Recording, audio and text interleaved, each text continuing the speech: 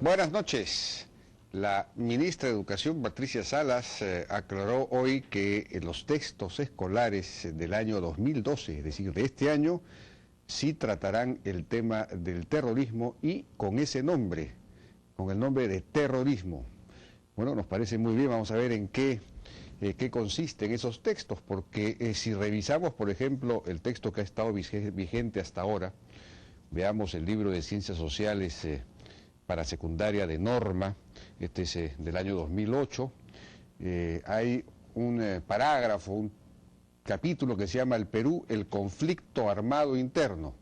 El conflicto armado interno, claro, no se dice el terrorismo, sino el conflicto armado interno, ¿no? Pero no solamente eso, hay más palabras dedicadas a describir los abusos de las Fuerzas Armadas que los asesinatos cometidos por Sendero Luminoso. Si uno cuenta acá las palabras, más extensa es la parte relativa a la manera como dice que en un primer momento una serie de errores políticos y militares condujo a la agudización del conflicto y, lo que es más grave aún, a la aplicación de estrategias de represión indiscriminada contra la población. Esta primera etapa se caracterizó en algunos lugares y momentos por el empleo de prácticas generalizadas y sistemáticas, violaciones de derechos humanos. Bueno, esta última es la redacción del informe de la Comisión de la Verdad, ¿no? Pero en fin, el hecho es que hay más palabras dedicadas a eso que a describir los asesinatos de Sendero Luminoso. Y hay dentro de esto un parágrafo dedicado a la Comisión de la Verdad y Reconciliación, bastante más largo que el dedicado al llamado conflicto armado interno. O sea que para este texto escolar más importante fue la Comisión de la Verdad y Reconciliación que el hecho mismo de la violencia terrorista, que la descripción del hecho. Es cierto que hacia el final del libro, cuando se habla del gobierno de Fujimori, nuevamente se trata el tema, pero nuevamente se llama la historia de una guerra interna, ¿no? Conflicto armado, guerra interna, es una guerra entre dos partes, como si las dos partes tuvieran el mismo nivel de legitimidad o de ilegitimidad, el mismo problema. Es decir, aquí no se dice la historia del terrorismo, de la violencia terrorista, etcétera, de la violencia política o lo que fuese, sino la historia de una guerra interna, y aquí sí se describe con un poco más de detalle lo que hizo Sendero Luminoso y el MRTA, cómo fue derrotado el terrorismo, aunque no se dice, por supuesto, que a partir del año 90 se produjo una alianza entre el Estado, las Fuerzas Armadas, las comunidades campesinas, se puso énfasis en la inteligencia policial, etcétera, y entonces, gracias a eso se derrotó el terrorismo. Eso no se dice. En todo caso, tampoco se mencionan, digamos, hablando de Sendero Luminoso, del MRTA, las víctimas de estas personas, es decir, de estas agrupaciones, ¿a quiénes, a qué clase de personas, a cuántos campesinos asesinó Sendero Luminoso, a cuántos alcaldes, a cuántas autoridades, a cuántos policías, a cuántos militares, en fin, a qué personas conocidas fueron asesinadas por Sendero Luminoso? Hay que entrar un poco en ese detalle para percibir la naturaleza y no ser solo una descripción, la naturaleza, digamos, besánica de este movimiento, y no solo hacer una descripción como un movimiento pues ideológico, revolucionario, que en términos generales causó muertes, ¿no? Bueno, y hablando de estos temas, pues hoy día el flamante embajador del Perú ante la OEA, Walter Albán, ex defensor del pueblo, sentó la posición del Perú frente a las decisiones de la Comisión Interamericana y de la Corte Interamericana relativas precisamente a casos vinculados al terrorismo. Tenemos un breve resumen de lo que dijo. Que tratándose del Perú son cada vez más frecuentes los casos en los que las personas responsables de graves crímenes perpetrados con extrema violencia y mediante actos de terrorismo acuden ante la Comisión Interamericana de Derechos frente a hechos que en su momento dieron lugar a sentimientos de zozobra y de terror generalizado, no contribuye a una percepción positiva de la labor que desarrolla este importante órgano del sistema de protección regional de los derechos humanos. En primer lugar, el Perú no acepta que a los responsables de tan graves crímenes como los señalados se les dé otra calificación que no sea la de terroristas. En segundo lugar, que consideramos que la remisión a la Corte Interamericana de Derechos Humanos del caso Eduardo Cruz Sánchez, también conocido como Chavín de Huántar, como habrá de quedar demostrado ante la Corte, ha sido una decisión errada, en tanto este caso aún se encuentra en sede nacional. Bueno, ahí se corta un poco más allá se corta este discurso, pero termina diciendo, en consecuencia, es menester que la Corte Interamericana de Derechos Humanos adopte sus decisiones teniendo en consideración todos los elementos que conforman la realidad y el contexto en el que actúa el Estado en un momento determinado. Es igualmente necesario que la valoración y oportunidad con la que son examinados los casos se lleve a cabo teniendo en consideración el contexto político, social y cultural que atravesaron nuestras sociedades en la lucha contra el terrorismo. Es esta la única manera legítima, ajustada a la realidad y a la lógica, que habrá de garantizar la confianza en el sistema. Estas son palabras claras. Está diciendo que si las decisiones no toman en cuenta la sensibilidad nacional en torno al tema del terrorismo, pues entonces el sistema interamericano de derechos humanos va a perder legitimidad en el Perú. De hecho, la ha perdido por la cantidad de decisiones humillantes que hemos tenido que sufrir respecto de indemnizaciones a terroristas o familiares de terroristas, etcétera. Y bueno, por fin pues el Estado peruano sale de su sopor, de su sometimiento ante estas resoluciones infamantes, digamos, y de alguna manera pues plantea un cambio en esta política jurisdiccional. Pero ojalá que no se trate, que eso no quede en una exhortación y que se vea la manera de que ese cambio se produzca de una manera concreta, ¿no es cierto? Bueno, hoy el presidente Humala se reunió con el presidente del gobierno español, Mariano Rajoy, también con el rey de España, y está claro el énfasis del presidente Humala en la búsqueda de más inversiones, de inversiones españolas en el Perú y en general pues europeas.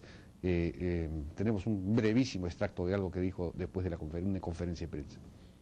Hablamos del tema de las inversiones que tiene la política comercial, económica y el flujo de inversiones de ambos lados. Hoy día tenemos muchas empresas españolas, grandes y también medianas y pequeñas que están viniendo al Perú, y nosotros las saludamos y les abrimos las puertas para que puedan trabajar en un clima en el cual hoy día el Perú está teniendo una situación, un posicionamiento económico bastante sólido, con una política macroeconómica que genera confianza y donde hay estabilidad jurídica. Y el expresidente Alan García estuvo también hoy día en la radio, publicó un artículo en el diario El Comercio y habló de este mismo tema, de la necesidad de atraer las inversiones para que no se vayan a otros países, y que hizo alusión a la resistencia que parece haber a las empresas, a la inversión minera como que fuese fomentada de alguna manera por Chile.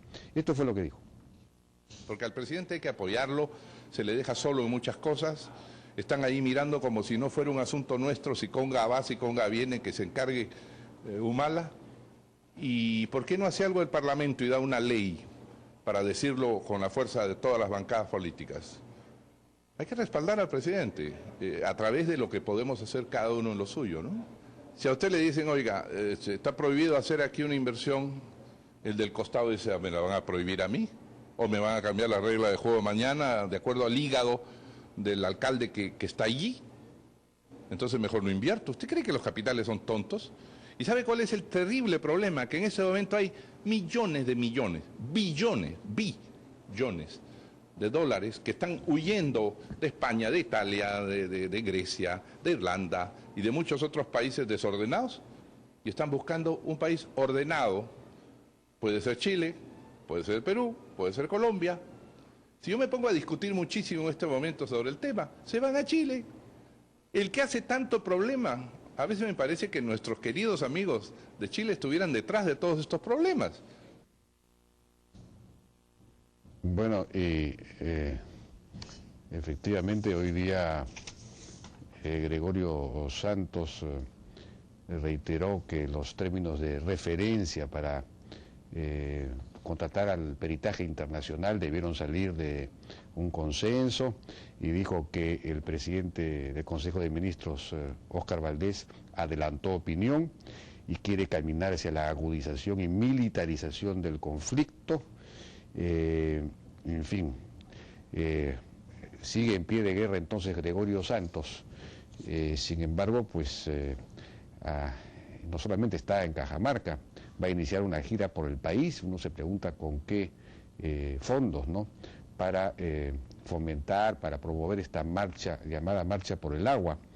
Pero ya en Tambo Grande, que era donde iba a comenzar su gira, en Tambo Grande, en Piura, pues ha sido rechazado.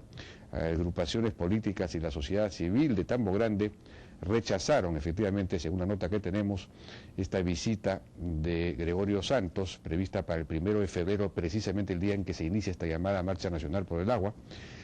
La población de Tambo Grande, dicen estos dirigentes, está harta de las falsas promesas de los sectores violentistas, ya que lo único que han propiciado es más pobreza y el aumento indiscriminado de la minería ilegal y la contaminación en la zona. Efectivamente, en Tambo Grande se prohibió, efectivamente se rechazó una inversión formal para explotar el oro, y ahora esto se ha informalizado, es decir, la minería informal, que no tiene control, como sabemos, y que esa sí contamina y destruye, pues está haciendo de las suyas.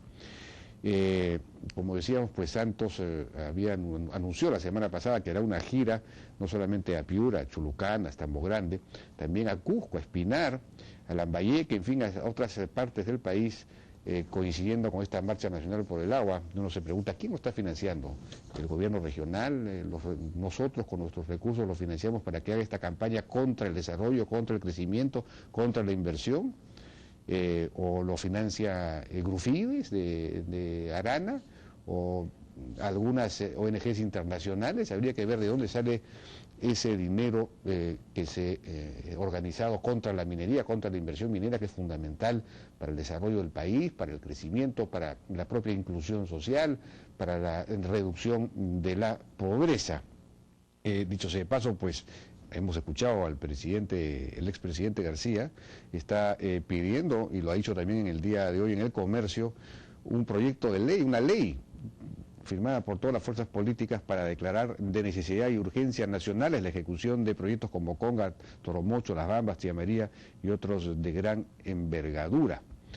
En este artículo en El Comercio también señalado la necesidad de que el Estado aumente la velocidad de sus decisiones, en eso tiene absolutamente toda la razón. Requerimos un programa de emergencia, dice, para la inversión de la empresa privada nacional y extranjera con velocidad y sin obstáculos para captar esta inversión, estos capitales que están saliendo efectivamente o que no se están invirtiendo en los países complicados del norte, en Europa, por ejemplo, y poder mantener una tasa de crecimiento de 7 u 8%, porque con una tasa de crecimiento de 4% para abajo ya prácticamente equivale a no crecer, mejor dicho, a no reducir la pobreza, a no redistribuir dinero, porque digamos, la cantidad de jóvenes que se incorporan al mercado laboral cada año hace que se requiere una tasa de crecimiento de 5, 6, 7% para incorporarlos, y si no, pues simple y llanamente tenemos la sensación de que no estamos creciendo. Bueno, vamos a ir a una pausa y regresamos ahora con Pedro Morales y Jaime Zavala, dos distinguidos laboralistas, para ver este anteproyecto de ley general de empleo, que es un tema también importante en medio de la necesidad de crecer a mayores velocidades. Y luego vamos a estar con el economista Alfredo Torne para ver qué está pasando precisamente en Europa, principalmente con la economía. Y finalmente vamos a estar con Luis Alberto Isla Chi, que es profesor de la Facultad de Pesquería de la Universidad Agraria de La Molina, donde se está desarrollando un proyecto muy interesante para repoblar el mar peruano con el alga parda, que es fundamental para la vida marina y la reconstrucción de el ecosistema que permite el desarrollo de las especies marinas. Regresamos.